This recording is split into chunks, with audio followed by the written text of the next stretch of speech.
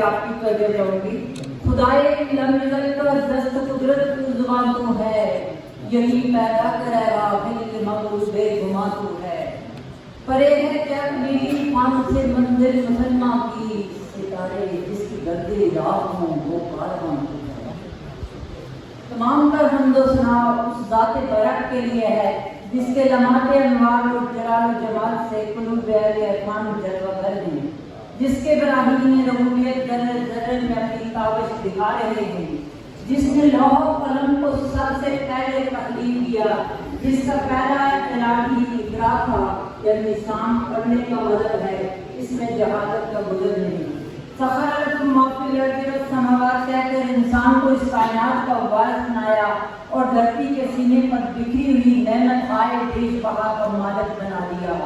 مرد مومن ہے جہاں میں رب والد کا غلام, اس غلامی میں وہ بن جاتا ہے دنیا کا امام. اسی طرح مرد مومن کشمیر جنت نظیر کی دھرتی میں داخل ہوا.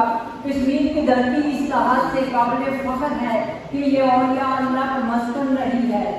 اس کے اونچے پہاڑوں, بلند والا چوٹیوں, گھنے جنگلوں, سرسبز و شاداب وادیوں اور بازاروں میں کہیں نہ کہیں کسی نہ کسی ولی اللہ کا گزر رہا ہے, جنہوں نے نمرودیت کا مقابلہ شان ابراہیمی سے, جدیدیت کا مقابلہ اسوہ شبیری سے اور مرحبیت کا مقابلہ جلوہ حیدری سے کیا. ان کے فخر میں شان صدر لاقی تھی, جنہوں نے بے لوگ سجدوں کو سوز کر سبوں کو ہموار اور پریشان دلوں کو ملتوی کر دیا. وہ استغنائے سلیمانی, ذر کریمی اور فخر گوزر جیسی تبدیلی شکل قوتوں کے مالک تھے. نگاہ فخر میں شان سکندری کیا ہے, خراج کی جو گدا ہو وہ قیصری کیا ہے. سید علی ابدالی کو نظیم انسانوں میں سے تھے جو فطرت انسانی کے راستہ, دانائے اصل, عہد کی امانت اور وسعت نظر کے پیکر تھے. صفا کوئی, بے باکی, بلند حوصلے, تسلیم و رضا, عزت و انتصاری, استقامت و جرأت, یہ وہ جینے تھے جن پر چل کر انہوں نے اپنے مشن کو پورا کیا.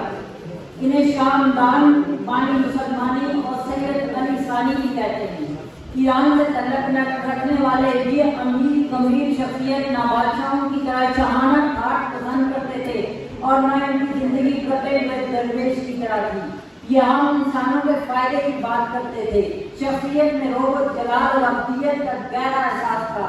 آپ بات کرتے ہوئے نہ بادشاہوں کے دربار میں ان کا دل دھڑکا اور نہ جلال پادشاہی سے محروم مرد ہوئے, نہ تخت و تاج میں نشکر صفا میں ہے جو بات مرد قلندر کی بارگاہ میں ہے.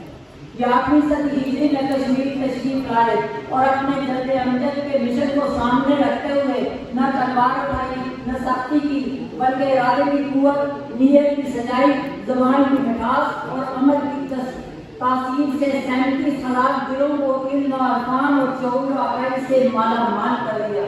زمانے کی پرورتہ جہالتوں, گمراہیوں, طبقاتی تقسیم, عدم رواداری, نظریاتی کشمکش کے خلاف جہاد کیا.